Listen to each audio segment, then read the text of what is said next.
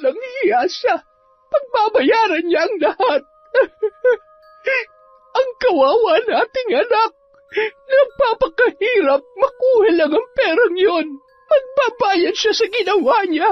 Hindi naman magkakaganito ang anak natin kung hindi niya niloko, Elmo. Pinaghirapan ng anak natin ang perang yon para matupad niya ang kanyang pangarap. Tapos lolokohin lamang niya. Magbabayad siya.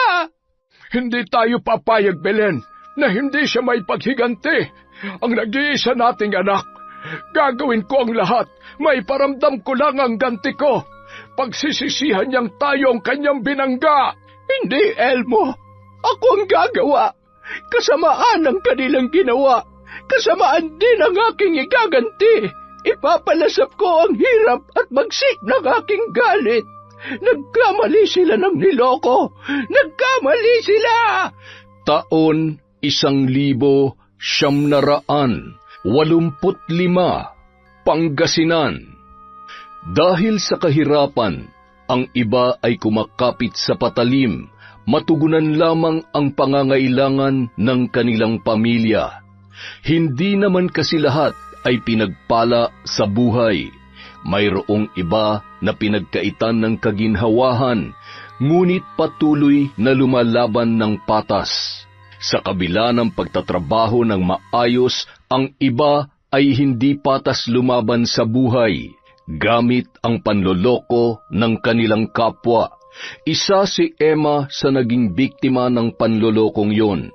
Sa taong nabanggit, siya ay 29 pa lamang at hindi na nabigyan ng pagkakataon na makapagtapos sa pag-aaral. Hanggang 2 taon lamang siya ng high school at di na nakapagpatuloy pa. Dahil sa hirap ng buhay, pinili niya magtrabaho ng maaga para makatulong sa kanyang mga magulang. Hindi niya sinisisi ang mga yun. Hindi nila kasalanan na maging mahirap. Kahit halos parang kalabaw na sila kung kumayod, ay talagang mailap sa kanila ang magandang buhay. Hindi rin niya pinagsisisihan na maging magulang ang mga yun, dahil para sa kanya, isang magandang regalo ang maging anak nila. Nakatira sila sa liblib na bahagi ng naturang lugar. Hindi ko nasasabihin kung saan yun eksakto, ngunit sa panahon ngayon ay isa na itong maunlad na bayan. Nay, aalis na po ako. Ihatid ko na po kay tatay ang kanyang tanghalian. Didiretso na rin po ako sa trabaho. Sige anak, mag-iingat ka. Ay siya nga pala, ano ang gusto mong ulam mamaya? Ay nako Nay, kahit ano po, sisikapin ko po maaga makalabas mamaya para maabutan ko si tatay at sabay na lang kaming uuwi.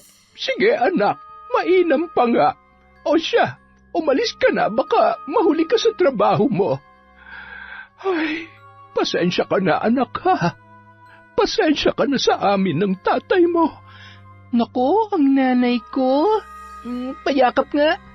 Hindi ako nagsisisi na kayo ang naging magulang ko. Kaya wala kayong dapat ihingi ng tawad. Huwag na kayong malungkot, ha? Aalis na ako, baka mamaya mahimatay na si tatay doon dahil sa gutom. Ay siya, sige anak.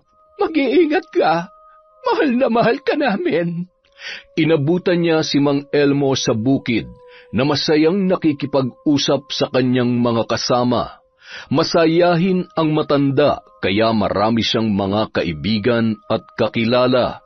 Iginagalang siya ng kanyang mga kasamahan, pati na rin ang kanyang asawa. Kaya naman masaya siya dahil sa natatamo nilang respeto mula sa iba. Tay, kain na! Ay, salamat, narito na ang aking anak. Makakakain na rin. Oh, ikaw, nagtanghalian ka na ba? Opo, bago po ako umalis. Tay, mamaya aagahan ko ng uwi para makasabay ako sa inyo. Ay, mainam pa nga anak. Lagi na lang nag-aalalang nanay mo sa iyo eh. Ay siya, sige na. Umalis ka na at para hindi ka mahuli. Sige po, Tay. Aalis na po ako. Mamaya na lang po ulit. Tay, iligay mo sa basket ang mga plato ha. Magagalit na naman si nanay kapag kulang yan. Ay, oo anak. Huwag ka mag-alala. Ako na ang bahala. Umalis na si Emma para pumunta sa kanyang trabaho. Habang naglalakad ay nakikita niya ang kanyang mga kaedaran na pumapasok sa paaralan. Mayroon sa puso niyang inggit dahil pangarap niya rin ang makapagtapos. Ngunit tanggap na niya na hindi talaga kaya ng kanyang mga magulang, lalo na't pagsasaka lamang sa ibang tao ang inaasahan ng kanyang ama at paghihilot at paglalabada naman ng kanyang ina. Napangiti na lamang siya habang tinatanaw ang kanyang mga kaedaran na masayang pumapasok. Naisip niya na lamang na baka hindi talaga para sa kanya ang pag-aaral. Habang naglalakad patungo sa kanyang trabaho, nakasalubong niya si Aling Tessie. Napakaganda nito at napakaputi. Sabi ng kanilang mga kapitbahay, nanggaling ito sa Maynila. Noong panahong yun, isa ang Maynila sa pinapangarap ng mga tao na puntahan para makapagtrabaho. At sa baryo nila Aling Tessie, siya pa lamang ang unang nakababa sa Maynila para maghanap buhay. Walang nakakaalam kung anong trabaho ang meron siya doon. Sa pakiwari ng lahat ay maganda naman dahil sa kanyang itsura. Masaya siyang nakikipag-usap sa mga ginang na naroroon. Kinukwento niya ang itsura ng Maynila at makikita sa muka ng mga kabarangay niya ang paghanga. Ay nako, salamat naman. Talagang nakakaganda sa Maynila at nakakaputi pa. Tingnan mo naman ako, di ba? At isa pa, ang daming pogi doon mula sa ibang bansa. Malulula ka kakatingin sa kanila. Ay siya, sige Tess, sisikapin ko makakuha ng pera para makapagtrabaho na doon ang anak ko. Hindi naman siguro sila mapapahamak doon, hindi ba? Ay nako, di sana napahamak na ako, di ba? Nasa ganoon silang pag-uusap nang mapadaan si Emma. Didiretso na sana siya ng lakad nang tawagin siya ni Jesus, ang kapatid ni Tessie. Napahinto naman siya at napalingon sa kabinati ang lalaki. Magandang araw sa iyo, Emma. Papasok ka na ba sa trabaho? Magandang araw din sa iyo, Jesus. Oo eh. Sige, Aba, yan na ba si Emma? Ang anak ni na Aling Belen at Mang Elmo? Oo ate, yung palagi kong kalaro sa bukid noon. Siya na nga yan, dalagang dalaga na. Parang kailan lang, di ba? Oo nga eh. Naku, napakagandang bata. Ay, naku, salamat po. Paumanhin po pero kailangan ko nang umalis dahil papasok pa po ako sa trabaho. Trabaho? Ano bang trabaho mo? Baka gusto mong subukan sa Maynila. Naku ate, huwag mo nang anyayin si Emma. Hindi yan papayagan ng mga magulang niya. Ay, sige na Emma, baka mahuli ka pa. Ano ka ba naman? Magandang kitaan doon, iha. Malaki ang sasahurin mo. Limpak-limpak na salapi ang... Ate, huwag si Emma, okay? Sige na Emma, baka naiistorbo ka na namin. Sige, mauna na po ako. Ingat ka Emma. Ate, huwag mo nang idamay si Emma dyan. Tsaka siguradong hindi naman niya iiwan ang mga magulang niya. Masyado ka namang overprotective sa kanya. Tara na nga. Samantala, pagkarating ni Emma at ni Mang Elmo sa bahay. Nako, naabutan pa kayo mag-ama ng ulan. Ba't ginabiyata kayo ng husto? Oo, sinundo ko na ang anak natin. Kanina pa kasi ako naghihintay sa bukid eh. Kawawa nga si tatay, Nay. Naulanan sa labas ng manukan. Ano po palang ulam natin? Nag-ihaw ako ng manok. Sakto namang umulan. Magbihis na kayo mag-ama ng sa ganun ay makakain na tayo. Ay sige, eto na. Matapos magbihis ng mag-ama, agad silang tumungo sa kusina. Tuwang-tuwa pa ang dalaga dahil manok ang kanilang ulam. Habang kumakain ay sumagi sa isip niya ang sinabi ni Tessie tungkol sa trabaho sa Maynila. Napatingin siya sa kanyang mga magulang, kitang-kita sa kanilang muka ang hirap sa pagtatrabaho. Lalo na ang kanyang tatay na halos sunog na ang balat dahil sa sikat ng araw sa sakahan. Ang nanay niya naman palaging nahuhuli na hinihilot ang kamay, marahil masakit ito dahil sa paglalaba.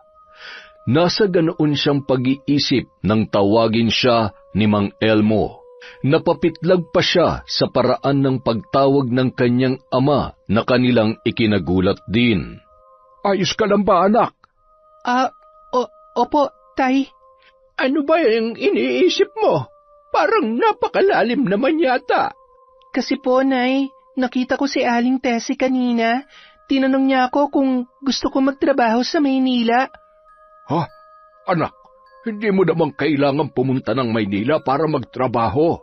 Oo nga, masyadong magulo sa Maynila at napakalayo noon. Napatingin lang si Emma sa kanyang mga magulang. Mababakas sa mukha nila ang pag-aalala. Alam niya na hindi siya papayagan ng mga ito dahil napakalayo nga naman ng Maynila. Nung mga panahong yun, mula sa kanilang lugar, halos buong araw kang magbibiyahe, makarating lamang sa Maynila. Maganda daw doon, Nay. Malaki ang sahod. Madali ako makakaipon pampagawa ng bahay natin. Wala namang problema dito sa tinitirhan natin, anak. Ay, sige na. Kumain na kayo. Huwag na natin pag-usapan yan. Natahimik na lamang ang dalaga at hindi na umimik. Nang hihinayang siya sa oportunidad na makapagtrabaho sa Maynila. Malaki kasi talaga ang kanyang sasahurin ayon kay Aling Tessie. Sapat sana para mabigyan niya ng pahinga ang kanyang mga magulang at mabigyan sila ng magandang buhay. Gusto niya nang makita silang nakaupo lamang at masayang kumakain ng masarap na ulam sa simple ngunit maayos na tahanan. Makakamit niya lamang ang pangarap na yun kung makakapagtrabaho siya sa Maynila. Ngunit sa takbo ng kanilang usapan ay mukhang malabo yung mangyari. Kinabukasan, maagang pinapasok si Emma ng kanyang amo. Marami kasi umanong order ng manok papunta sa Maynila. Napaisip pa siya na mayaman siguro ang mga tao doon at bultuhan kung makapamili ng manok mula sa probinsya. Buong araw siyang abala sa pagtatrabaho at hindi niya napansin ang oras. Nauna na rin ang kanyang ama na umuwi sa bahay dahil sinabi niya na baka matagalan siya. Habang pauwi na si Emma ay nakasalubong na naman niya si Tessie. Dala ang kanyang mga pinamili sa bayan. Napatingin pa siya sa suot nitong sapatos. Napakataas ng takong at kahit hirap na ay sinusuot pa rin yon ng ginang.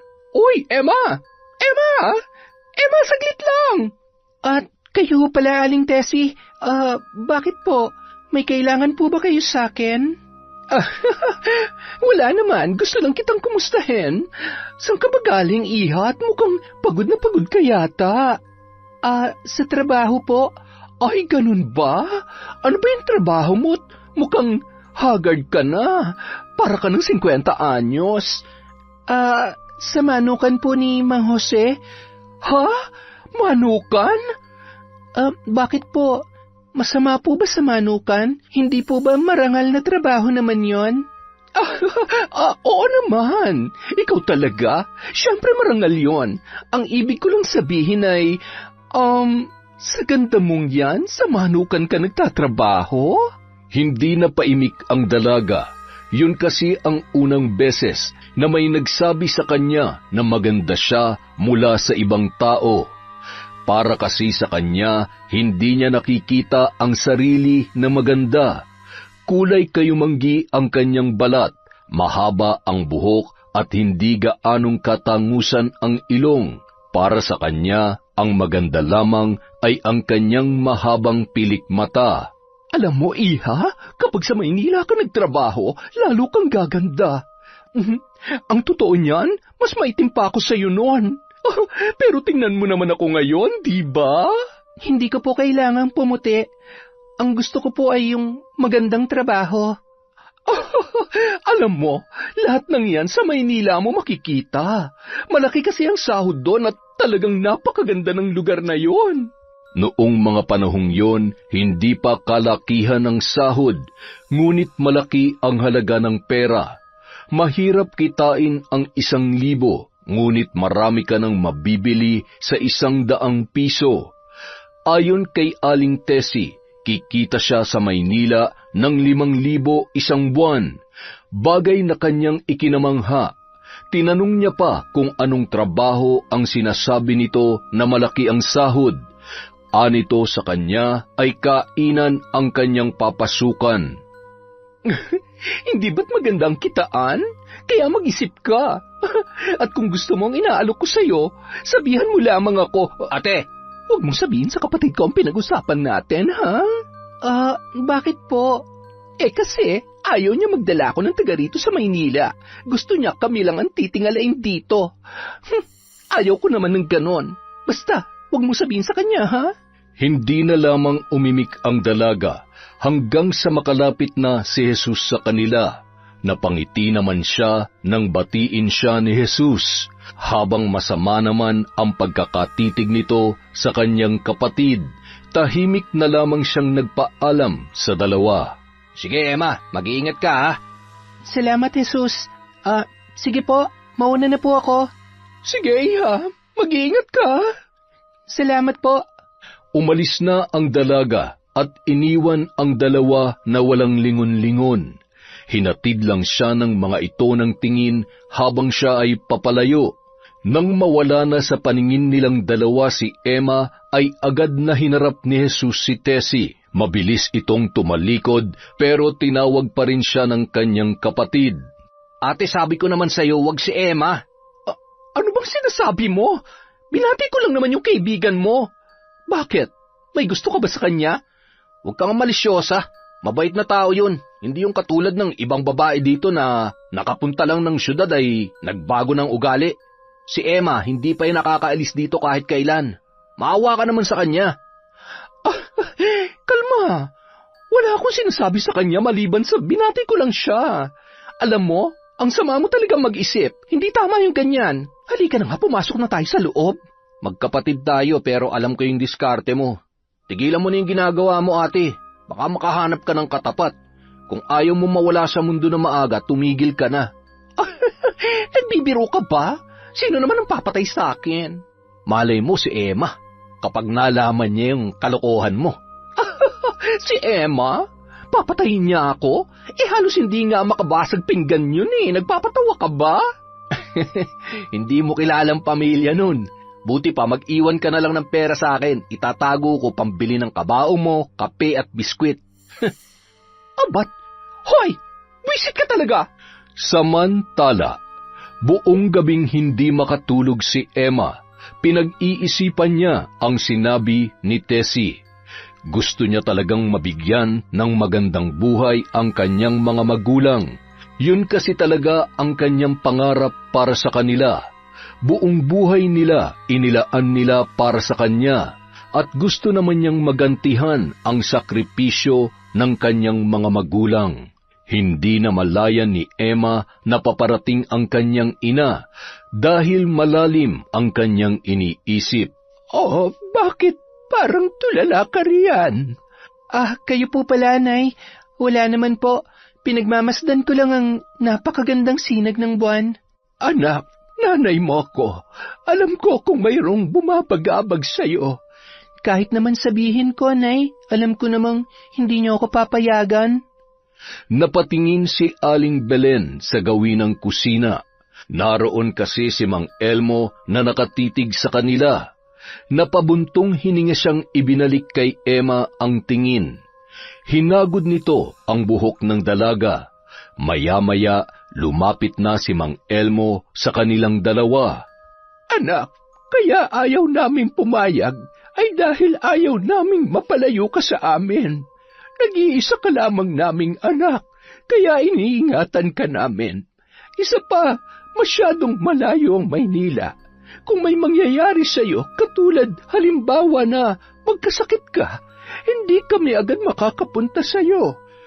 Anak, masyadong mapanganib sa Maynila. Hindi mo alam kung anong klase ang mga taong naroroon. Diyan nga lang sa bayan ay nag-aalala na kami sa'yo. Doon pa kaya sa Maynila? Hindi na lamang umimik ang dalaga, nauunawaan niya naman ang kanyang mga magulang sa saloobin ng mga ito. Ngunit ang hangad lang naman niya ay makabawi sa lahat ng pagod nila mula nung bata pa siya hanggang ngayon. Gusto niya lang na guminhawa ang kanilang buhay. Pangarap niya na mag-alaga na lang ng hayop ang kanyang tatay para hindi na ito mabilad sa araw at ang kanyang ina naman ay manatili na lamang sa bahay. Ito ang kanyang iniisip na gusto niyang makamit at sa wari niya ay ang Maynila lang ang sagot sa lahat ng kanyang mga pangarap. Kinabukasan, maagang umalis si Emma. Gusto niyang matapos kaagad sa manukan para matulungan niya ang kanyang ina sa paglalaba. Alam kasi niyang iniinda nito ang kanyang masakit na kamay. Naaawa na siya sa kanyang nanay dahil sa kalagayang yun. Habang siya ay naglalakad pa uwi, inaabangan na siya ni Tessie. May kausap yung ibang mga magulang. May iniabot na sobre ang mga yon. Hindi niya alam kung ano ang laman. Napabuntong hininga na lamang siya nang bigla siyang tinawag ng babae. Wala nang nagawa si Emma kundi ang huminto at makipag-usap. Uy, Emma! Ano? Nakapag-isip ka na ba? Kasi sila, tingnan mo, pinayagan na nilang kanilang mga anak. Ay nako, hindi papayagan ng mga magulang niya yang si Emma. Nag-iisang anak yan, kaya mahal na mahal nila. Ganun ba? Sayang naman. Malaki ang kita doon. Makakaipon ka talaga ng husto. Ano po yung sobrang ibinigay nila sa inyo? Ito ang gagamitin ko para sa mga gagastusin nila papunta sa Maynila. Siyempre pagdating doon, hindi naman kayo agad dadalhin sa mga amo nyo. Tutuloy muna tayo sa isang bahay. Kakain, magpapahinga at tuturuan ko kayo kung ano mga dapat nyong gawin. Magkano po ang kailangan para po matulungan nyo kaming makapasok sa Maynila? Ay, depende yan sa kaya mong ibigay. Pero 5,000 talaga ang hinihingi ko. Pero isang swelduhan mo lang yon. 5,000? Parang ang laki naman po yata masyado. Ay nako, ito talagang si Emma. Nasabi ko na sa'yo kanina, hindi ba? Tsaka pagdating nyo ron, may trabaho na kayo agad. Kikita na kayo ng malaki na dire-diretso. Alam mo Iha, marami na akong naipasok ng trabaho sa Maynila. At lahat sila doon, maayos na ang buhay. Sinasala ko ang mga tinutulungan ko. Aba, mahirap na. Baka mapahiya ako, di ba? Oo nga, tama ang sinabi mo. Kasi alam nyo mga day, reputasyon ko din naman na nakasalalay kapag nagloko ang ipinasok ko ng trabaho. Kaya ingat na ingat talaga ako sa pagpili ng mga tutulungan ko. Sige po, aalis na po ako. Samantala, pag-uwi ni Tessie sa kanilang bahay. Sigurado ka ba dyan sa mga pinaggagawa mo, ate? Alam mo, ako ang natatakot para sa'yo eh. Ano ba yung pinasok mong trabaho sa Maynila? Panluloko ng tao. Hoy, ikalma mo nga yung bunganga mo. Nakakalimutan mo na ba na ang trabaho kong bumubuhay sa inyo dito? Huwag mo ko'y damay dyan, may trabaho ko. Malinis ang kinakain ko. Pwede ba? Totoo namang ipinapasok ko sila ng trabaho sa Maynila. Anong trabaho? Maging bayarang babae sa mga dayuhan? Alam mo, balang araw may paglalagyan ka. Makita mo, kung hindi sa kulungan, baka sa kabaong. Kaya tulad ng sinabi ko, mag-iwang ka na ng pera para sa lamay mo, ate. Abay, buisit ka talaga. Malis ka na nga lang. Walang kwenta yung mga sinasabi mo. Seryoso, ate. Ngayon pa lang, ipagnonobena ko na yung kaluluwa mo nang sumalangit sa dami ng kasalanan mo dito sa mundo. Aba, hindi ka talaga titigil? Hoy, bumalik ka dito nang matuktukan ko yung bungo mo. Nagmamadaling umalis ang binata na tatawa-tawa habang naiwan na inis ang kanyang ate Tessa. Samantala, sa bahay nila Aling Belen ay naghahanda na ang ginang para sa kanilang hapunan. Maaga rin kasing nakauwi si Mang Elmo dahil maaga niyang natapos ang gawain sa sakahan. Abala ang dalawa nang makita nilang malungkot na umaakyat sa kanilang tahanan si Emma. Mababakas sa mukha nito ang napakabigat na emosyon, dahilan para magkatinginan ang mag-asawa. Ay, mukhang malungkot talaga ang anak natin, Elmo. Baka gusto niya talagang pumunta sa Maynila. Ay naku, yan na nga rin ang iniisip ko, Belen eh. Pero anong gagawin niya doon? Isa pa, ang layo-layo noon dito. Pero Elmo, sa ginagawa natin ay hindi ba't parang hindi natin pinagkakatiwalaan ang ating anak? Hindi na nakaimik ang matandang lalaki. Tahimik silang dalawa hanggang sa makalabas na si Emma sa kanyang silid. Nagtataka pa siya sa katahimikan ng kanyang mga magulang. Naggulat pa ang mga yon nang magsalita siya mula sa kanilang likuran. Ayos lang po ba kayo? May problema po ba? Ay, wala naman anak. May pinag-uusapan lamang kami ng tatay mo. Gutom ka na ba? Opo, kain na po tayo. Anak. Napahinto ang mag-ina nang tawagin siya ni Mang Elmo. Sabay pa silang napaharap sa kanilang butihing haligi ng tahanan. Napabuntong hininga pa ito bago humarap sa kanila at lumapit kay Emma na noon ay nagtataka. Emma, anak, pasensya ka na sa amin ng nanay mo dahil tila hindi kami nagtitiwala sa iyo. Sige, papayagan ka na namin ng nanay mo na pumunta sa Maynila. Pero nanlaki ang mga mata ni Emma na napatingin sa kanyang ina na nakangiti. Napayakap pa siya doon, dala ng sobrang kasiyahan. Pero ipangako mo na mag-iingat ka doon at pag nakaipon ka na ay uuwi ka. Nauunawaan mo ba? Pangako, Tay. Mapaayos lang po natin tong bahay natin. Salamat po, Tay. Nay, salamat din, anak, dahil sa pangarap mo ay kasama kami ng tatay mo. Araw-araw kong ipagdarasal na huwag kang pabayaan ng Panginoon. Nagyakapan ang buong pamilya at masayang nagtungo sa kanilang hapagkainan. Alam ng mag-asawa na nais lang makatulong ni Emma. Kahit hindi naman nila inuobliga ito, ngunit siya na rin ang nagkukusa para tumulong. Napakapalad nila dahil pinagkalooban sila ng anak na napakabait at napakagalang. Ito ang itinuturing nilang pinakamahalagang kayamanan sa kanilang buhay. Kinabukasan, agad na nagbayad si Emma kay Tessa. Ibinilin pa ng babae na huwag maingay kay Jesus na noon ay nasa kabilang bayan upang magtrabaho. Halos kalahating taon niyang inipon ang 5,000 ibinayad niya sa babae. Pikit mata niyang ibinigay yon para sa kanyang pangarap.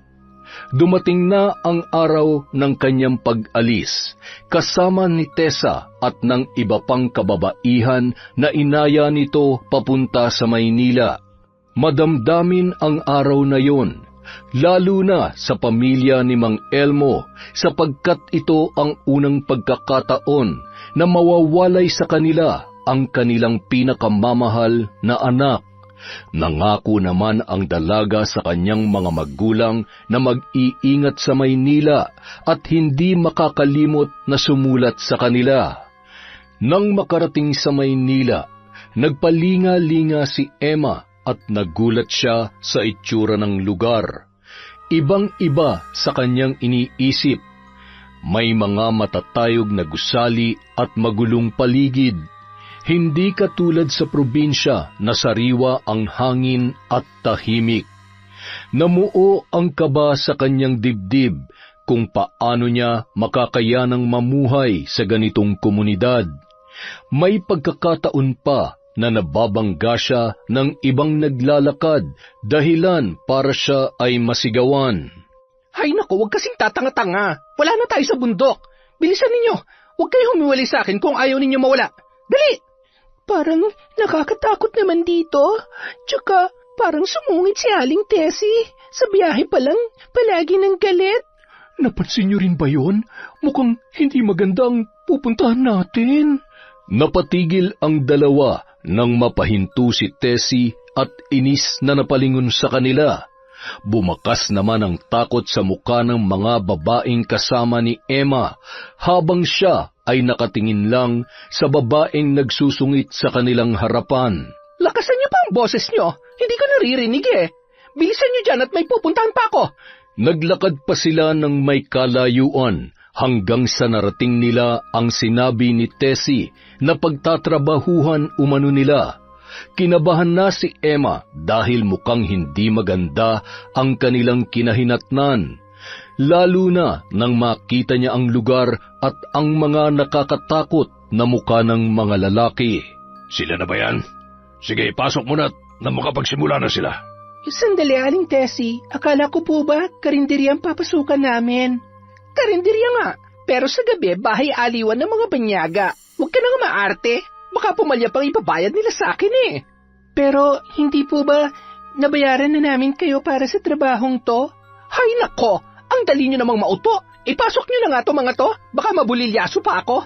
Nagsigawan ang mga babae nang hilahin sila ng mga lalaki papasok sa loob ng isang bar. Nakita pa nila na panay ang tawa ni Tessie habang sila ay kinakawayan. Ano to, Aling Tessie? Niloko mo lang kami? Uuwi na lang ako. Anong gagawin niyo sa amin dito? Magpakasaya ka na lang at magtrabaho. Bye! Hindi naging maganda ang buhay ng mga kababaihan sa Maynila. Inaabuso sila at halos hindi pinapakain. Minsan ay ginagawa silang parausan ng mga banyaga na noon ay talamak sa lugar na yun. Pinapasayaw sa entablado kahit labag sa kanilang kalooban. May pagkakataon na gusto niya nang kitilin ang sarili niyang buhay dahil hindi niya na makayanan ang ginagawa sa kanya. May pagkakataon rin na gusto niyang pagsisihan na nangarap siyang makarating sa impyernong lugar na kanyang kinasasadlakan. Wala naman siyang ginawang mali. Nangarap lamang si Emma na makapagtrabaho at maibsan ang pasanin ng kanyang magulang. Oo nga't sumuway siya sa kanila, ngunit para din naman sa kanilang kapakanan ang kanyang ginagawa. Ni minsan ay hindi siya naging sakit ng ulo ng kanyang mga magulang. Samantala, pumunta si Jesus sa bahay nila Emma. Nabalitaan niya kasi na bumalik na ang kanyang kapatid mula sa Maynila. Kinabahan siya na baka pati si Emma ay nalinlang noon. Hindi lingid sa kanya ang trabaho nito sa Maynila na isang bugaw na nagdadala ng mga inosenteng kababaihan sa syudad at aalokin ng trabaho na hindi nila alam kung ano ang klase. Ano ho? Sa Maynila? Oo, iho. Ayon sa kanya bibigyan siya ng trabaho ng ate mo. Pangarap kasi talaga ni Emma na mapaayos itong bahay namin. Bakit iho? Meron bang problema? Ilang beses ko nang sinabihan si ate na huwag niyang idadamay si Emma at talagang hindi siya nakinig sa akin. Hindi yata kita maunawaan. Nay, tay, kahit kapatid ko si Ate Tessie ay hindi ko gusto ang ginagawa niya. Susunduin ko po si Emma sa Maynila kapag may nangyari sa kanya. Lagot sa akin si Ate Tessie. Ano yon? Ano ba ang ibig mong sabihin? Nay Belen, bugaw po si Ate Tessie sa Maynila. Lahat ng mga dinadala niya doon ay nagiging bayarang babae. Ay, Diyos ko po, Elmo, ang anak natin. Ilang beses ko na siyang pinagsabihan, pero matigas talaga ang ulo niya. At sinaman talaga niya na wala ako. Nay, wag po kayong mag-alala. Liliban po ako sa trabaho at susunduin ko si Emma. Ay, salamat iho. Pakiusap, ibalik mo ang anak ko. Makakaasa po kayo, tay. Nagtungo si Jesus sa Maynila para sunduin si Emma, at halos manlumo siya sa sinapit ng dalaga. Halos wala na ito sa katinuan at palagi na lamang umiiyak. Marami rin itong pasa sa muka at katawan na larawan ng isang pagmamaltrato. Umusbong ang galit ni Jesus sa kapatid. Ito na yata ang kasalanan na hindi niya mapapatawad. Kinuha niya si Emma at nagbayad pa siya ng 10,000 para lamang matubos ito at ang 2 pang babae na kapitbahay na kasama ni Emma na lumuwas papunta sa Maynila. Bago lumuwas, napagpasyahan ni Jesus na daanan ang kanyang kapatid sa tinutuluyan nito sa Tondo. Halos kilala na rin siya ron dahil minsan na siyang nanirahan sa lugar na yon, noong panahon na dito pa sila nagtatrabaho bilang kargador sa pier. Naiwan si Emma at ang 2 pang babae sa inupahang jeep ni Jesus. Binilinan niya ang 2 na wag hahayaan si Emma at may susugurin lamang siya. Pagdating niya sa inuupahang bahay ng kanyang kapatid ay kumatok siya kaagad. Naggalit pa ang babae dahil tila na istorbo yon sa kanyang ginagawa. Pagbukas nito ng pinto ay naggulat siya nang makita ang kanyang kapatid. Habang si Jesus naman ay galit na galit ang pagkakatitig dito. Nagulat ka ba, ate? Paano hindi ako magugulat eh? Bigla-bigla ka na lang sumusulpot. Pasok ka muna. Wala lang akong may papamerienda sa'yo, ha? Sabi mo maganda ang buhay mo dito. Bakit kahit merienda hindi mo man lang ako mabigyan? Nasaan na pala yung perang naliko mo sa panloloko? Ano bang panloloko? Ano bang ginagawa mo dito? Nandito ka ba para insultuhin ako? Dahil kung oo, wala akong panahon, Jesus. May lakad ako. Di ba sinabi ko sa iyo na huwag mong idadamay si Emma? Bakit ginawa mo pa rin? Teka nga lang sandali. Unang-una, para lang malaman mo ha, hindi ako ang nagdala sa kanya. Siya ang kusang sumama sa akin. Hindi siya sasama kung hindi mo siya sinilaw sa salitang magandang Maynila at kikita siya ng malaki. Alam mo namang may pangarap ang tao na umangat. Pero anong ginawa mo? Buhay pa siya, nililibing mo na siya sa hukay. Teka nga, bakit magalit na galit ka? Hindi ko kasalanan na ambisyosa siya, no? Alam mo, pwede ba umalis ka na lang? Talagang aalis ako, kasama si Emma. Ha? Ano? Ihanda mong sarili mo, ate, dahil maling tao ang binangga mo. Hindi ka man mamatay sa ginagawa mong panloloko, baka may ibang dahilan na makapatay sa'yo. Mabait ang pamilya ni Emma, pero pagdating sa lugar natin at nakita nilang sitwasyon ni Emma, manawagan ka na sa lahat ng demonyo sa ilalim ng lupa. Walang kapatawaran tong ginawa mo. Ba't? Hoy! Tinatakot mo ba ako? Dahil kung oo, pues hindi ako natatakot. Hoy! Bumalik ka nga rito! Samantala, halos madurog ang puso ng mag-asawa nang makita ang sinapit ng kanilang anak. Namuo ang galit sa dibdib nila. Hindi matanggap ang sinapit ng kaisa-isa nilang anak. Ang anak na minahal at iningatan nila sa loob ng 29 na taon. Ngayon ay nakikita nilang tila wala sa sarili at puro pasa ang katawan. Walang boses na umiiyak si Aling Belen habang si Mang Elmo ay pinipigil ang kanyang emosyon. Hinawakan ni Aling Belen ang kamay ni Emma at niyakap. Emma, patawad, umalis ako. Hindi ko napigilan si ate. Alam ko na wala yung kapatawaran. Walang iya siya. Pagbabayaran niya ang lahat. Ang kawawa nating anak. Nagpakahirap ipunin ang perang yon. Magbabayad siya sa ginawa niya. Hindi magkakaganito ang anak natin kung hindi niya niloko, Elmo. Pinaghirapan ng anak natin ang perang yon para matupad niya ang kanyang pangarap. Tapos lolokohin lamang. Magbabayad siya. Hindi tayo papayag na hindi may paghiganti ang ating anak. Ang nag-iisa nating anak. Gagawin ko ang lahat. Maiparamdam lang ang ganti ko. Pagsisisihan niya na tayo ang binangga niya. Hindi, Elmo. Ako na ang gagawa. Kasamaan ang kanyang ginawa. Kasamaan din ang aking ikaganti. Ipapalasap ko sa kanya ang hirap ng bagsik ng aking galit. Nagkamali siya ng niloko. Nagkamali siya.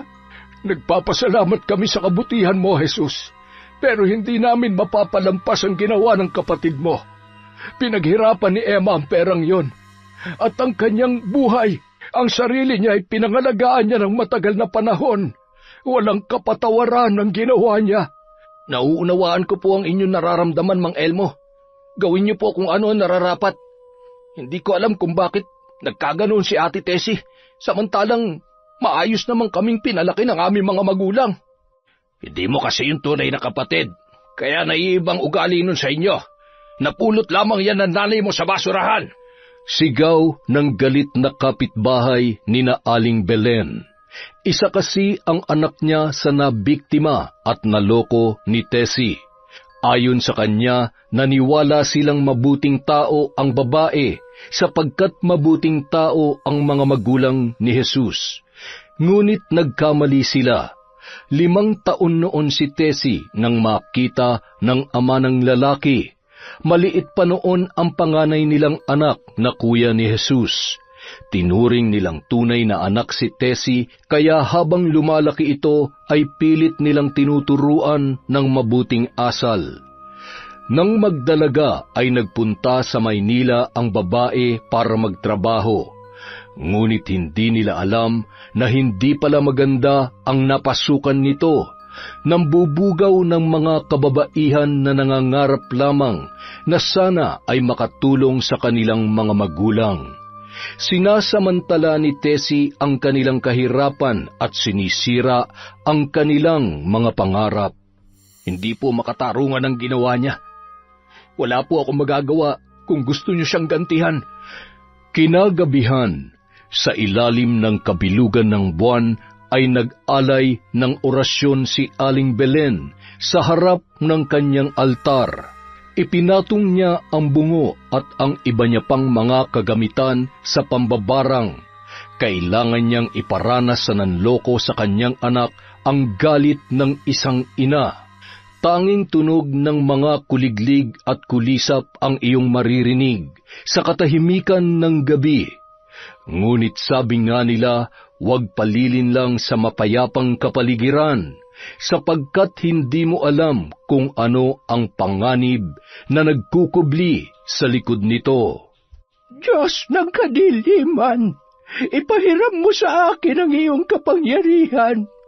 Ikaw na siya naghahari sa ilalim ng lupa. Inaalay ko sa iyo ang isang kaluluwa. Kumulog at kumidlat sa kalagitnaan ng liwanag ng sinag ng buwan. Umihip ang malakas na hangin at naglakbay yon sa kalupaan, patungo sa bahay nila Aling Belen. Nilipad ang puting kortina sa silid ni Emma. Mababakas ang pait at hirap sa mukha nito kahit siya ay tulog na. Isang larawan na tunay siyang nahirapan sa lugar na kanyang pinangarap, ngunit paghihirap at pighati ang hatid nito sa kanya. Magbabayad ka. Damhin mo at lasapin ang aking parusa.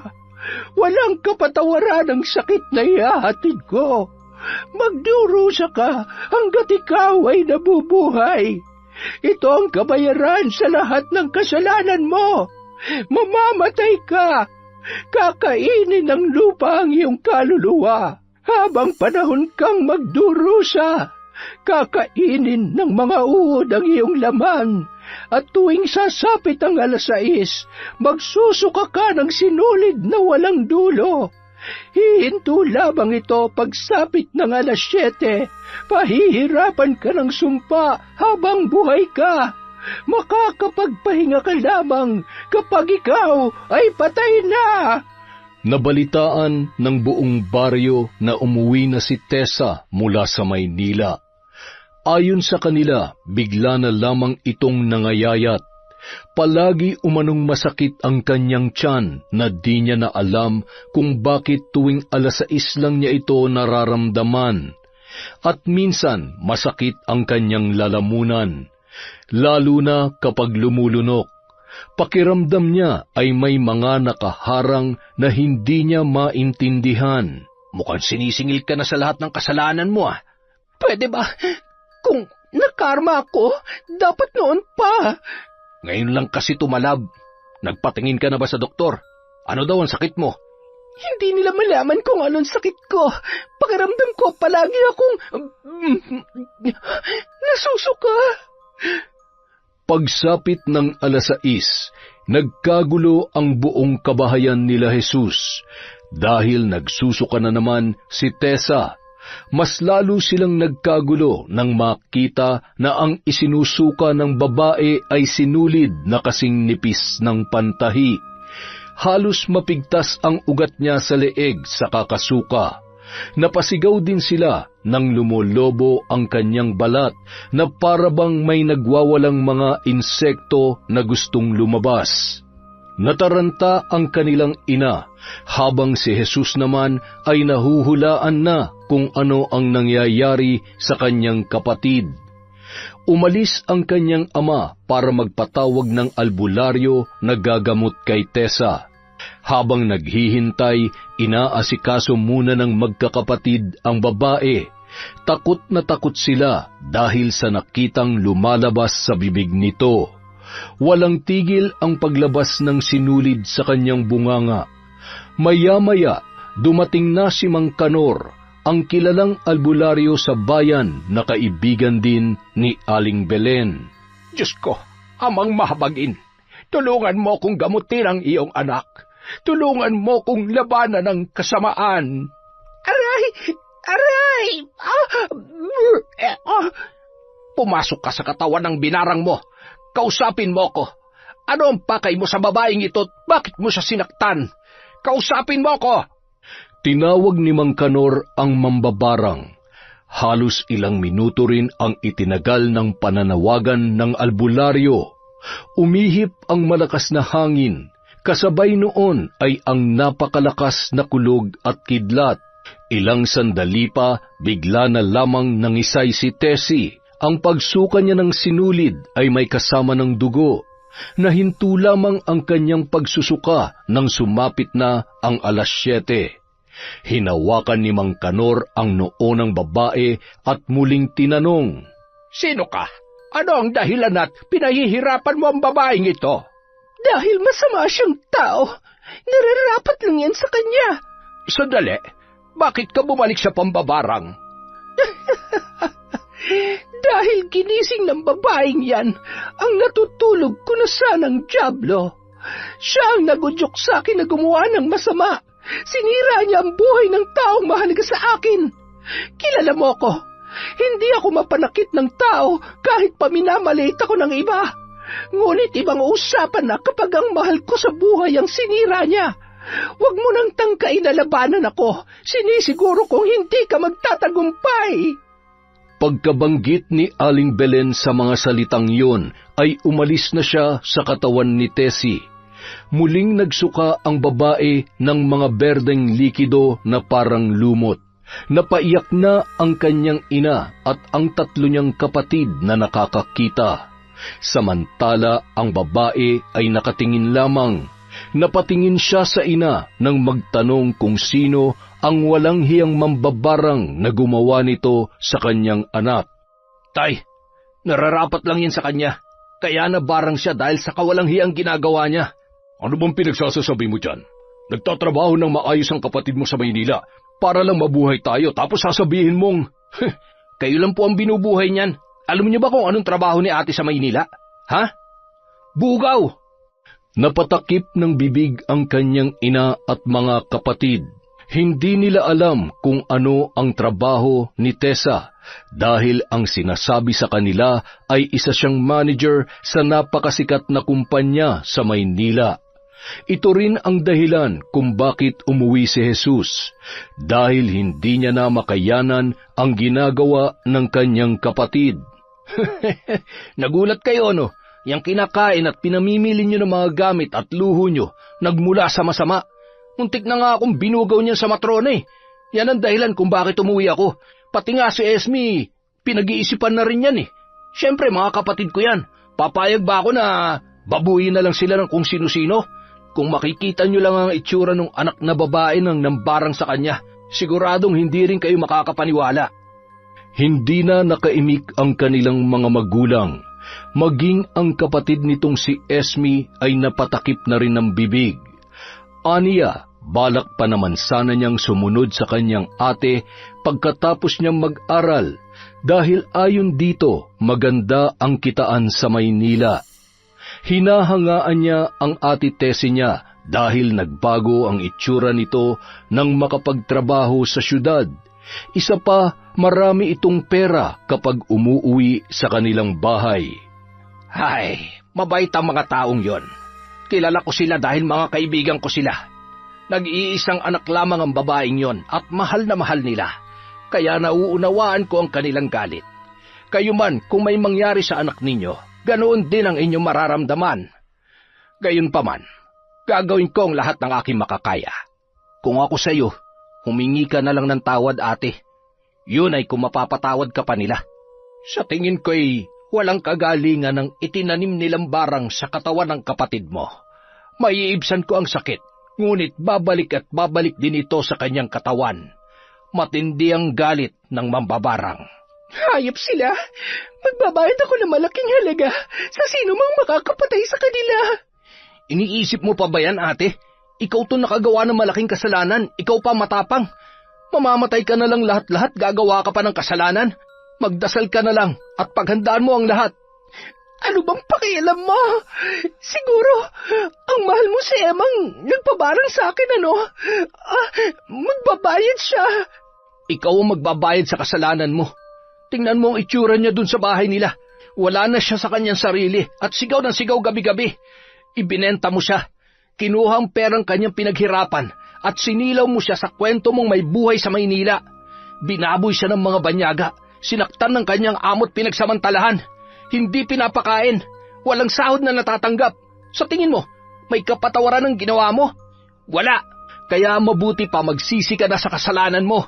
Hindi ko kasalanan yon. Para saan pa nagagamutin kita kung wala namang pagsisisi dyan sa puso mo?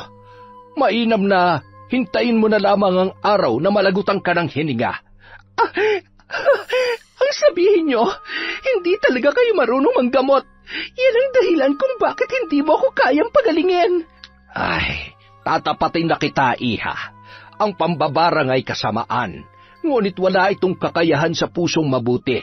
Kaya ka natatalo dahil masama ang ugali mo. Inaalay niya na ang kaluluwa mo sa dyablo. Ay, paumanhin. Mukhang walang balak na gumaling ang kapatid ninyo. Isa pa, baka hindi na nga yan gagaling. Sige na, aalis na ako. Hinatid ng binata si Mang Kanor sa labas. Humingi din siya ng paumanhin sa matanda. Tinanong pa niya kung may pag-asa pa bang gumaling ang kanyang kapatid. Walang ibang naisagot ang albularyo kundi malalim na buntong hininga. Sa totoo lamang, iho, hindi papayag ang mambabarang na mabuhay ang kapatid mo. Matindi ang galit niya.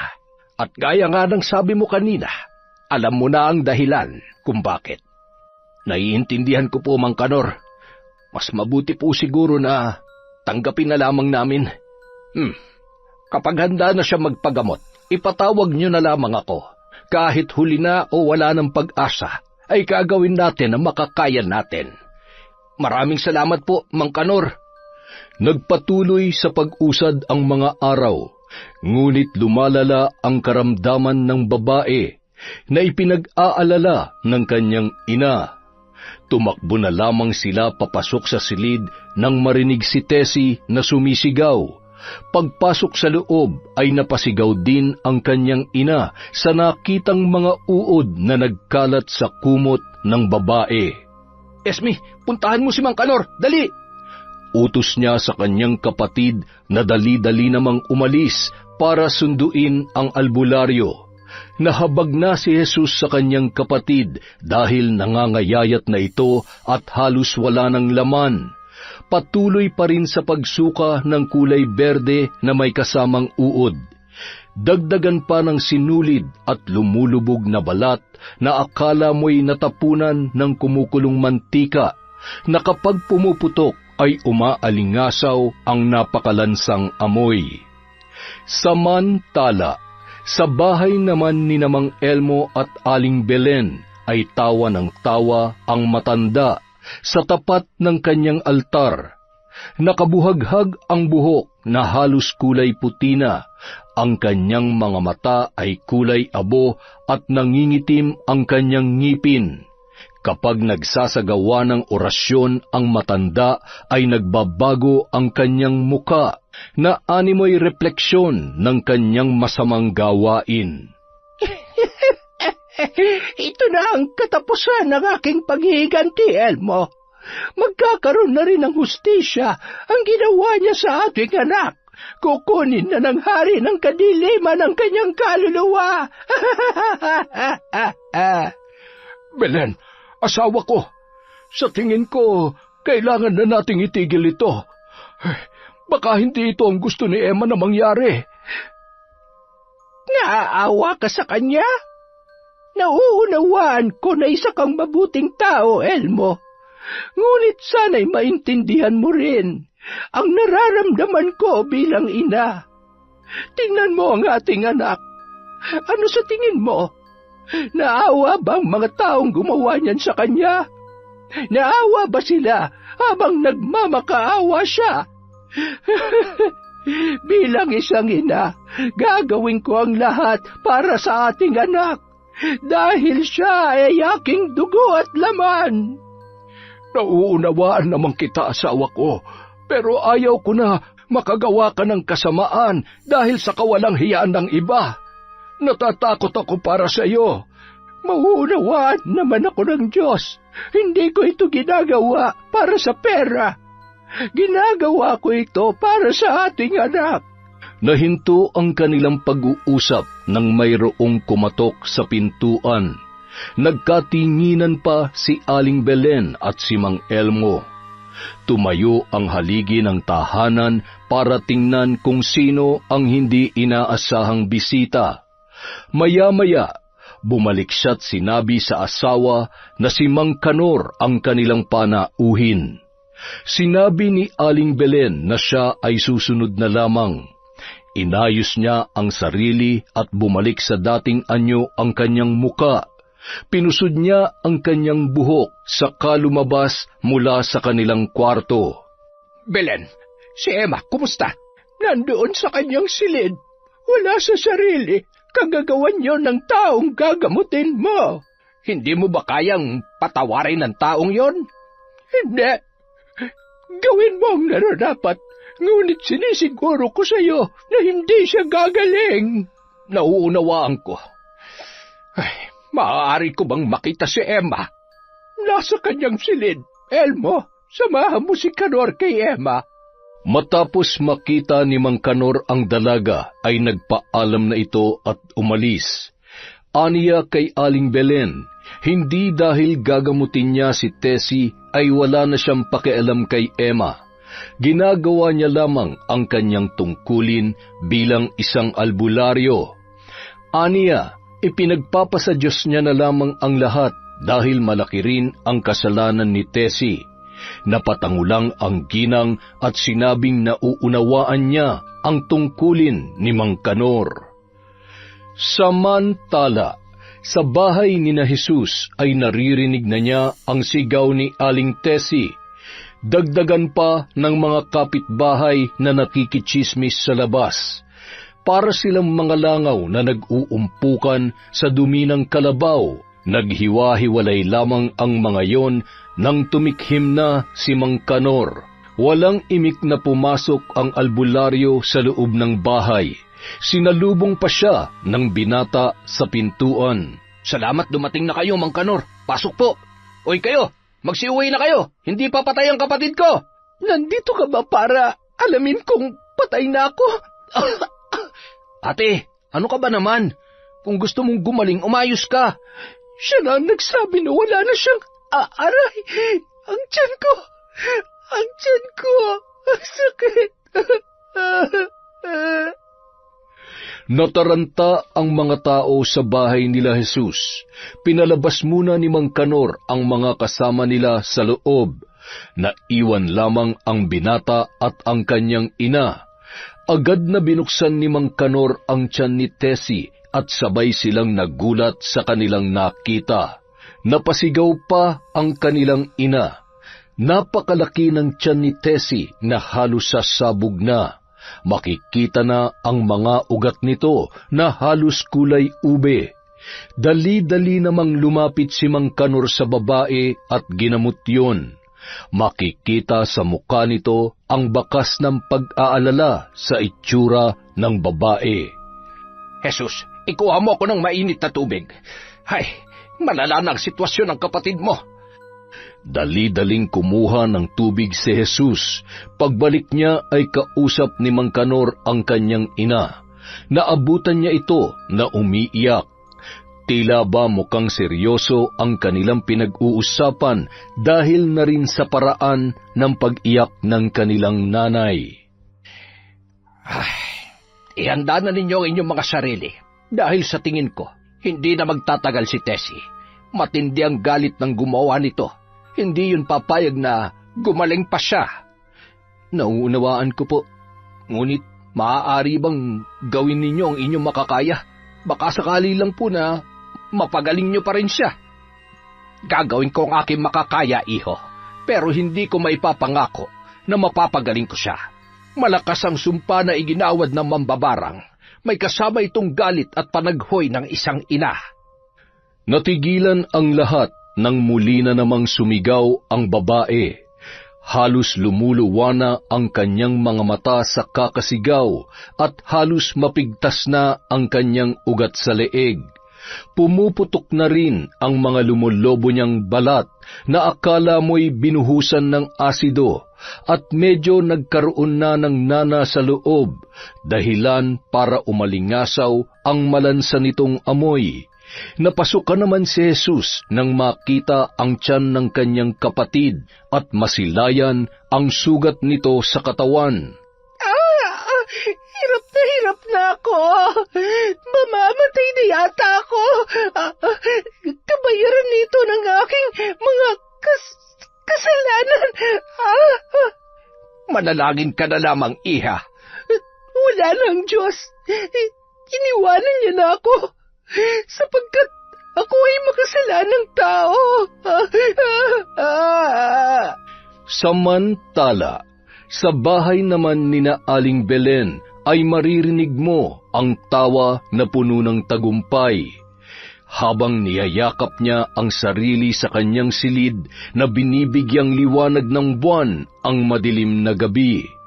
Sa kanyang bintana makikita ang napakalaki at bilog na buwan. Humahalakhak si Aling Belen, kasabay ng pagtulo ng kanyang luha. Nakamit ko na rin ang tagumpay. Naihain ko na sa kanilang tahanan ang aking kaparusahan at hustisya sa aking anak. Ano man ang kanyang dinadanas ngayon, ay hindi na ako ang may kagagawan. Unti-unti nang maaagnas ang katawan niyang lupa. Yon ang parusa sa kanyang kasamaan. Napatigil ang ginang nang may biglang kumatok sa kanyang pintuan. Inayos niya ang kanyang sarili at dahan-dahang tumayo. Pagbukas niya ng pinto ay bumungad sa kanya ang muka ng kanyang asawa. Belen, tama na. Tigilan mo na yan. Naririnig mo ba ang sinasabi mo? Wala na akong pakialam kung anong mangyari sa babaeng yon. Ang mahalaga sa akin ay ang aking anak. Alam ko, mahalaga din sa akin ang aking anak. Pero sapat na siguro ang pagpapahirap mo sa babaeng yon. Nagbayad na siya, Belen. Natubos niya na ang kanyang kasalanan. Ngunit kulang pa yon. Kulang pa, Elmo. Hindi pa yun sapat. Ang gusto ko ay magna siya habang nabubuhay. Bakit, Elmo? Nung binababoy ba ng mga hayop na banyaga ang anak ko, naawa ba siya? Hanggang kamatayan, babaunin niya ang sakit at bagsik ng aking galit. Hanggang kamatayan. Natigil lamang ang mag-asawa nang sumigaw na si Emma mula sa kanyang silid. Nagkatinginan pa sila saka dali-daling nagtungo sa kwarto ng kanilang anak.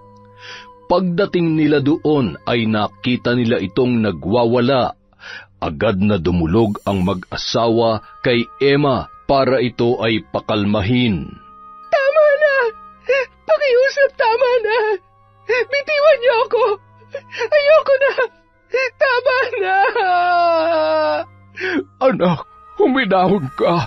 Kami ito ng nanay mo. Pakiusap.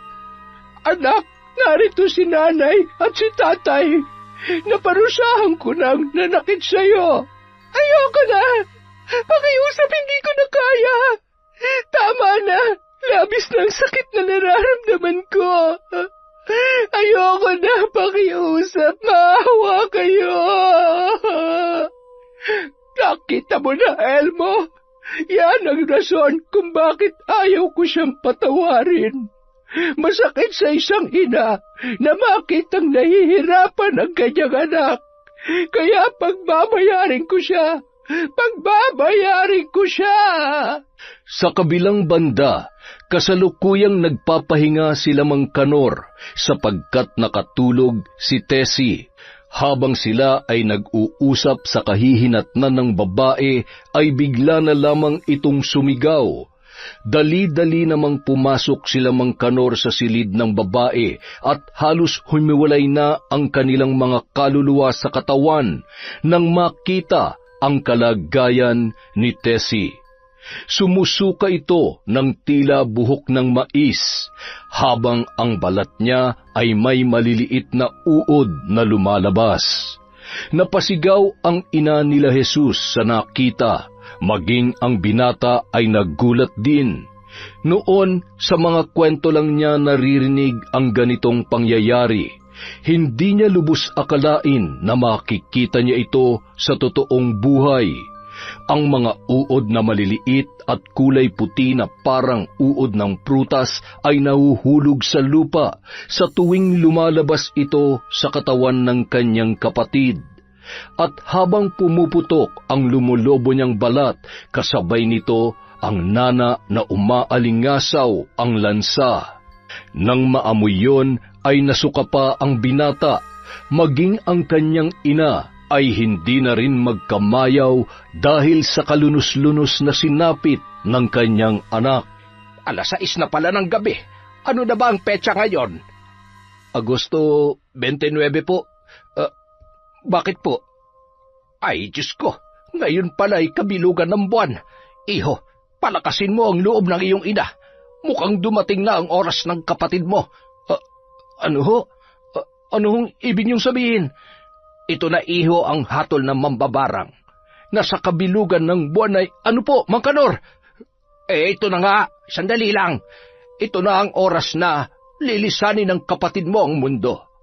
Mabait ang mambabarang na yon, ngunit hindi mapagpatawad, lalo na't anak niya ang inagrabyado. Grabe kasi ang hirap na dinanas ng dalaga. Ay, nako, kahit naman hindi kami magkasundo ni ate, hindi ko rin to pangarap para sa kanya. Sige po, pakakalmahin ko ang nanay ko at ihahanda ko ang kalooban niya. Naiwan sa loob ang albularyo. Nagsindi siya ng kandila, kamangyan at insenso para manawagan sa mambabarang na gumagawa noon kay Tessie. Nagdasal siya ng Latin habang iniikot ang insenso't kamangyan. Kumalat na sa buong silid ang usok, dahilan para magsisigaw ang dalaga. Tinatawagan kita. Pumasok ka sa katawan ng babaeng ito. Kausapin mo ako. Paulit-ulit na binibigkas ni Mang Kanor ang panawagan sa mambabarang.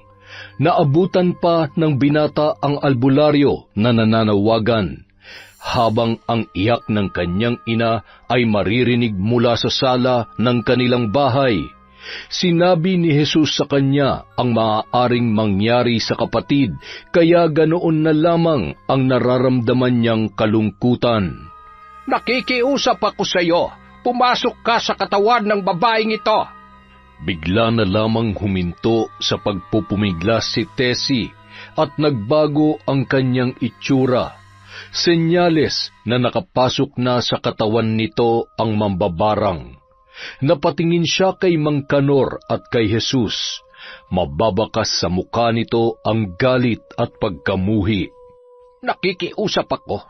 bawiin mo na ang itinanim mo sa katawan ng babaeng ito. Pakiusap, patawarin niyo na po ang ate ko. Bakit? Nung nakiusap sa kanya ang anak ko, pinakinggan niya ba? Walang gabing hindi sumisigaw ang anak ko. Nagmamakaawa na tigilan na nila ang kanilang kahayupan. May nakinig ba? Tuwing gabi, binabalikan siya ng masasamang panaginip dahil sa kanyang masasamang karanasan.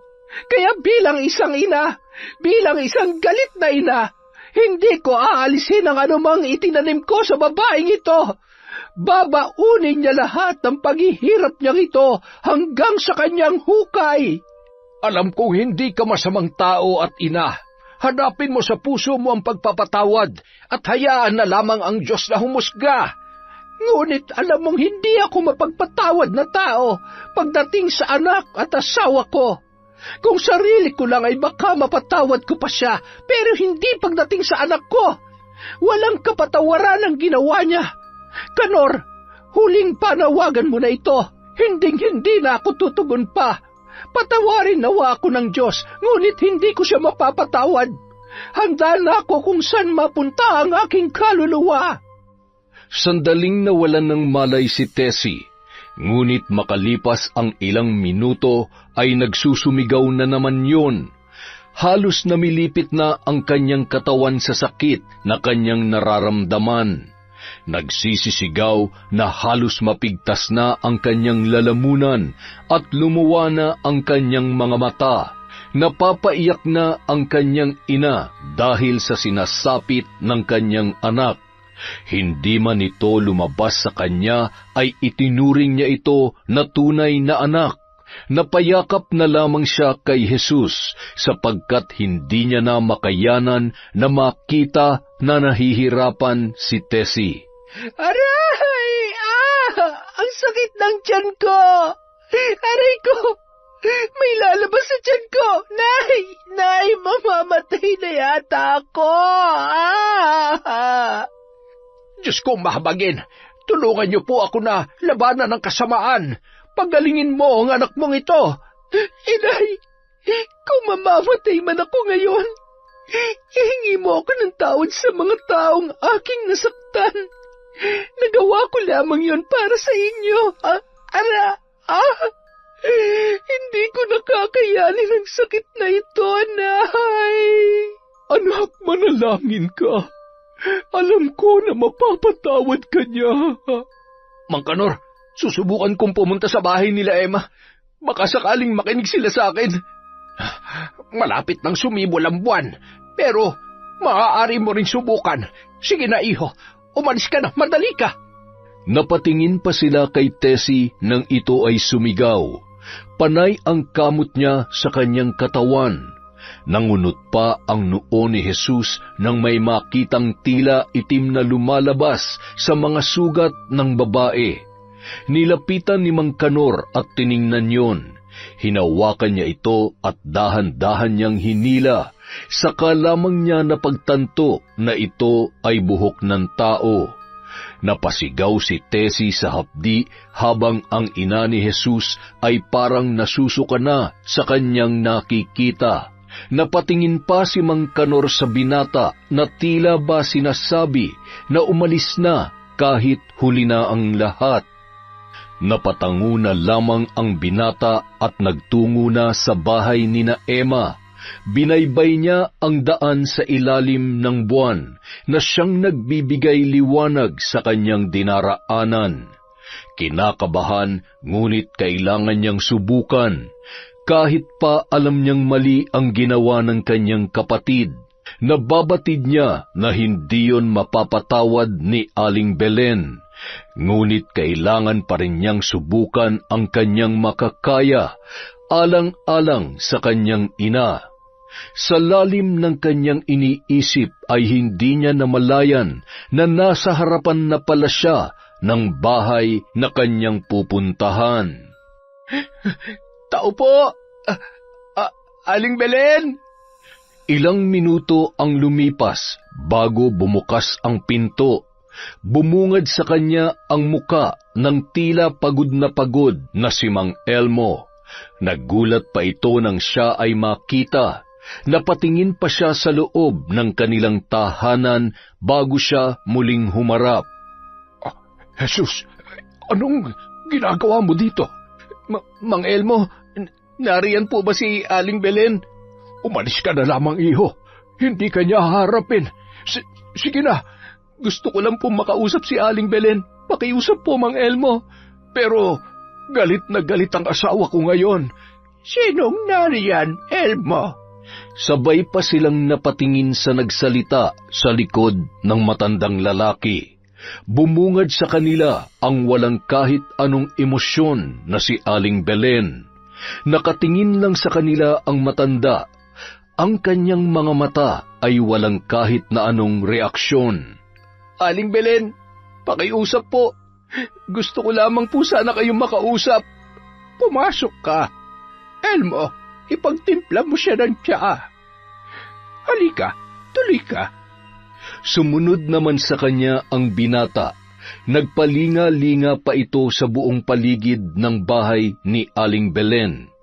Inaya siya ng ginang na umupo at hinintay ang pinahanda niyang tsaa. Nagpaalam muna siya na may kukunin sa loob. Napatango naman ang binata at naupo sa sofa ni na Aling Belen. Hindi pa man umabot ng 10 segundo ay lumabas na ang matanda kasama ang kanyang anak na si Emma. Napatayo naman ang binata nang makita ang kalagayan ng dalaga. Tila wala ito sa sarili at nakatingin lamang sa kawalan. Tingnan mo ang nangyari sa anak ko. Dahil yan sa kapatid mo. Halos nawala na sa kanyang sarili. Iyak lamang at pagmamakaawa sa gabi ang kanyang sinasambit. Tingnan mo, sabihin mo kung paano ko mapapatawad ang taong gumawa nito sa kanya. Sabihin mo, paano? Aling Belen, Emma, patawarin niyo ako. Patawarin mo ako, Emma, kung hindi kita naprotektahan laban sa kapatid ko. Patawarin niyo po ako, Aling Belen, dahil nahuli ako ng dating. Patawad po. Iho, wala kang kasalanan. Hindi ka dapat humingi ng tawad. Ikaw ang nagbalik sa amin kay Emma. Patawarin niyo ako, Aling Belen, sa kasalanan ng kapatid ko. Ako na po ang humihingi ng paumanhin sa inyo. Hindi mo kasalanan ang kasalanan ng kapatid mo. Kaya tayo may kanya-kanyang buhay dahil may kanya-kanya tayong tadhana at kapalaran. Tayo rin na nagdedesisyon para sa ating sarili. Tama na. Hindi ko na kaya. Pakiusap, hindi ko na kaya. Gusto ko nang mamatay. Nakita mo ba kung anong hirap ang dinanas ng anak ko sa kamay nila? Pinaboy nila ako. Pinahirapan. Pinagsamantalahan.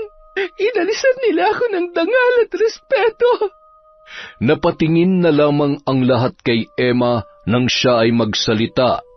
Nakatitig ang dalaga kay Jesus habang lamlam ang mga mata. Ito rin ang unang pagkakataon na nagsalita ito tungkol sa pagpapahirap sa kanya. Sa impyernong lugar na yon, napakaraming demonyo. Binaboy nila akong lahat. Akala ko magandang buhay ang sasapitin ko doon, ngunit isa palang bangungot. Nang makaawa ako sa kapatid mo, sabi ko, Aling Tessie, parang awa mo na po. Ialis niyo na po ako dito. Hindi ko na po kaya. Hindi ko na po kaya, pakiusap po. Pero hindi siya nakinig. Tumawa lamang siya na parang demonyo. Habang nakatingin sa akin, bitbit ang pera na binayad sa kanya. Bayad yun sa katawan ko para babuyan nila ako. Ang sama niya. Wala siyang kasing sama. Dapat lamang siyang mamatay. Nakita mo na, Jesus. Sabihin mo sa akin, Paano ko ibibigay ang kapatawaran sa taong naging dahilan para malapastangan ang aking anak?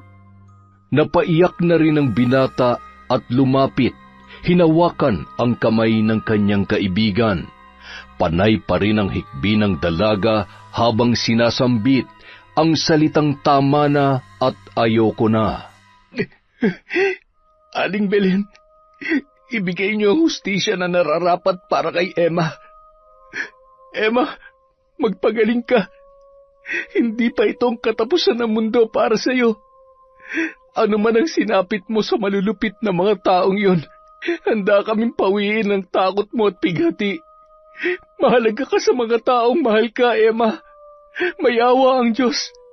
Alam ko hindi siya natutulog at papanagutin niya ang taong sumira sa iyo. Hindi ako Diyos para magpataw ng parusa at kumitil ng buhay. Pero alam ko, mauunawaan niya ako. Para sa aking anak, gagawin ko ang lahat, kahit matupok pa ang kaluluwa ko sa nagliliyab na apoy. Mas gugustuhin kong mapunta sa pinakamadilim na mundo, basta masilayan lamang ang anak ko sa liwanag. Makalipas ang ilang sandali ay umuwi na ang binata. Naririnig niya ang iyak ng kanyang ina at mga kapatid. Napatingin siya sa langit kung saan napakaliwanag ng buwan. Napakaganda ng sinag nito, lalo na ang kaparangan na tila ba nakikisayaw sa hanging bumababa at nagbabaybay sa kalupaan. Hindi na siya nagulat. Alam na niyang mangyayari ito sa kanyang kapatid.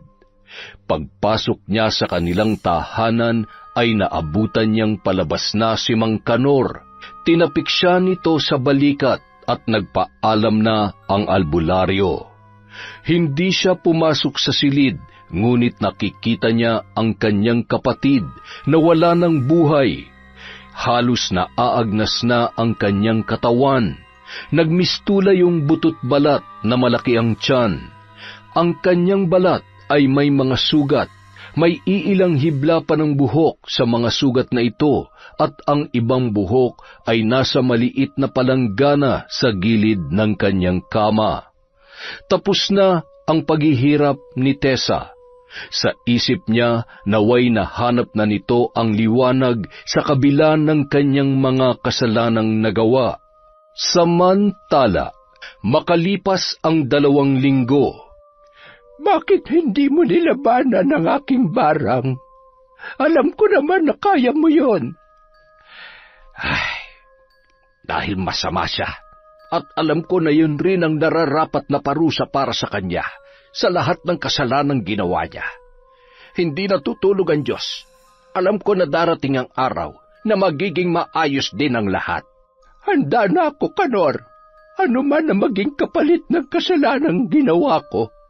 Mapunta man ako sa nagliliyab na apoy ng impyerno, kahit mahirap ay tatanggapin ko. Basta makita ko lang ang mga mahal ko sa kanyang paraiso. Kung ganoon man, makakangiti pa rin ako sa kabila ng hapdit paghihirap sa impyerno. May awa ang Diyos, Belen. Hindi siya bingi sa iyong hinaing. Humingi ka lamang ng paumanhin ng buong puso, hindi kanya bibiguin. Minsan sa buhay natin, hindi natin maiiwasan ng madilim na nakaraan. Ngunit kung may Diyos ka sa puso mo, mahahagilap mo ang liwanag pagdating ng araw. Patawarin mo na si Tessie, nang sa ganun ay mapatawad mo na rin ang iyong sarili. Nasa ganoon silang tagpo nang dumating ang binatang si Jesus. Ito kasi ang araw na magpapatingin sila sa doktor para matulungan si Emma sa kanyang trauma. Masaya na rin si Aling Belen sapagkat palaging nakaalalay sa kanila ang binata. Paalis na sila kasama si Mang Elmo. Nagmano pa ang dalawa kina Mang Kanor at Aling Belen. Bago sila nakababa ay humarap sa kanila si Emma na may ngiti sa kanyang mga labi. Nay, panahon na para palayain natin ang ating mga sarili sa galit at puot. maging masaya na po tayo at magpatuloy tayo sa ating buhay. Napangiti na lamang si Aling Belen. Sa gulat niya ay nayakap niya ang kanyang anak, sabay tango habang nag-uunahan ang kanyang mga luha na nagmumula sa kanyang mga mata. Yon! Isa na naman pong napakagandang kwento mula sa kwentong Enteng. Isa na naman pong paumanhin. Pasensya na po kayo, meron lang pong pinaparush na trabaho ang GMA. So, promise, sa susunod po, sigurado na yon. Siguro mga 300 ang isa-shoutout natin. May tatapusin lang po ako. Marami pong salamat sa walang sawang pagsuporta sa kwentong Enteng.